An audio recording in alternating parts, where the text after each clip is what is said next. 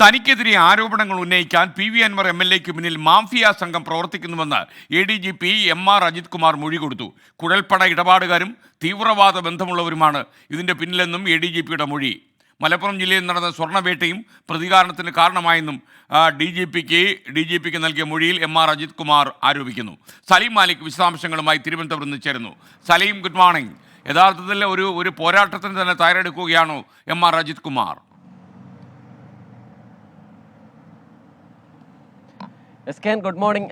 S K N സൂചിപ്പിച്ചതുപോലെ M R Ajith കുമാറും ഒരുങ്ങി തന്നെയാണ് എന്നതിൻ്റെ സൂചനയാണ്. ഇന്നലെ നടന്ന ഡി ജി പിയും എ ഡി ജി പിയും തമ്മിലുള്ള മൊഴിയെടുപ്പിൽ എ ഡി ജി പിയുടെ ഭാഗത്തു നിന്നുണ്ടായ മൊഴികൾ പരിശോധിച്ചാൽ മനസ്സിലാകുന്നത് 4 മണിക്കൂറായിരുന്നു ഇന്നലെ പോലീസ് ആസ്ഥാനത്ത് ഈ മൊഴിയെടുപ്പ് നീണ്ടത്. അതിനിടയിൽ വിവിധ കാര്യങ്ങൾ A D G P M R Ajith Kumar പറഞ്ഞു എന്ന് മാത്രമല്ല, അങ്ങോട്ട് ഡി ജി പിയോട് ചില കാര്യങ്ങൾ ആവശ്യപ്പെടുകയും ചെയ്തു. അതിൽ ഈ മൊഴി നൽകിയതിൽ ഏറ്റവും പ്രധാനപ്പെട്ട കാര്യം, നിലവിൽ ഇന്നലെ മൊഴിയെടുത്തത് തന്നെ എം ആർ അജിത് കുമാർ നൽകിയ പരാതിയിലുള്ള മൊഴി ശേഖരണമായിരുന്നു. കാര്യം ഇതിൽ എം ആർ അജിത് കുമാർ കൂടി ഒരു പരാതിക്കാരനാണ്. ആ നിലയിലുള്ള മൊഴി ശേഖരണമായിരുന്നു ഇന്നലെ നടത്തിയത്. അതിൽ പ്രധാനമായും എം ആർ അജിത് കുമാർ ഉന്നയിക്കുന്ന ആരോപണം, താനും പി വി അൻവറും തമ്മിൽ വ്യക്തിപരമായ ശത്രുതയില്ല, പകരം ശത്രുതയുള്ളത് അത് അൻവറിന് പിന്നിൽ പ്രവർത്തിക്കുന്ന മാഫിയ സംഘത്തിൻ്റെതാണ് എന്നുള്ളതാണ്. മാഫിയ സംഘം എന്ന വാക്ക് തന്നെയാണ് അദ്ദേഹം ഉപയോഗിച്ചത് എന്നാണ് നമുക്ക് അറിയാൻ കഴിയുന്നത്.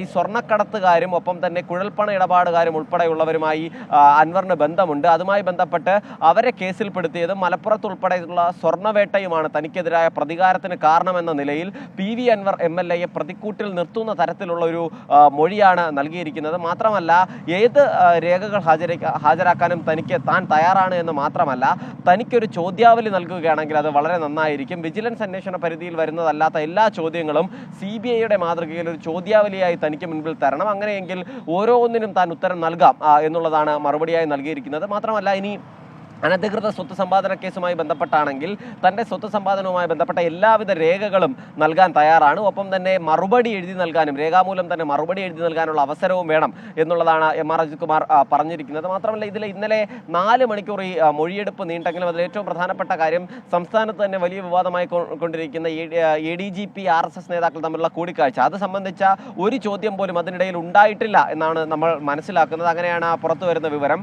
അങ്ങനെയെങ്കിൽ അതിനൊരു രാഷ്ട്രീയ മാനം കൂടിയുണ്ട്. കാരണം ഇതിൽ എത്രയും വേഗത്തിൽ തന്നെ തീരുമാനം ഉണ്ടാകണമെന്ന ഘടകകക്ഷികളിൽ നിന്നുൾപ്പെടെ CPIM-ന് മേൽ സമ്മർദ്ദമുണ്ട്. എന്നിട്ട് പോലും അതിൻ്റെ ഒരു അന്വേഷണത്തിലേക്ക് പോലും കടന്നിട്ടില്ല എന്നാണ് മനസ്സിലാക്കുകയും ചെയ്യുന്നത്. മാത്രമല്ല, ആദ്യഘട്ടത്തിൽ ഇതുമായി ബന്ധപ്പെട്ട പി വി അൻവർ MLA ഉന്നയിച്ച ക്രിമിനൽ സ്വഭാവമുള്ള കാര്യങ്ങൾ മാത്രമാകും അന്വേഷണ പരിധിയിൽ വരിക എന്നാണ് അറിയുന്നത്. എങ്കിൽ പിന്നീട് ഈ RSS ബന്ധം ഉൾപ്പെടെ അന്വേഷിക്കാൻ പിന്നെയും ഏറെ ദിവസങ്ങൾ എടുക്കുന്ന ഒരു സാഹചര്യം ഉണ്ടാകും. മാത്രമല്ല, ഒരിക്കൽ കൂടി എം ആർ അജിത് കുമാറിനെ വീണ്ടും വിളിച്ചു വരുത്തും എന്നാണ് അറിയാൻ കഴിയുന്നത്. വിശദമായ ചോദ്യം ചെയ്യലും ഒപ്പം തന്നെ കഴിഞ്ഞ ദിവസം നൽകിയ മൊഴി ഉൾപ്പെടെയുള്ളത് പരിശോധിച്ച് വീണ്ടും അതിൽ നിന്നുള്ള സംശയങ്ങൾ, ഒപ്പം തന്നെ പുതിയ ചോദ്യങ്ങൾ എന്നിവ ചോദിക്കാനാണ് DGP തയ്യാറെടുക്കുന്നത്.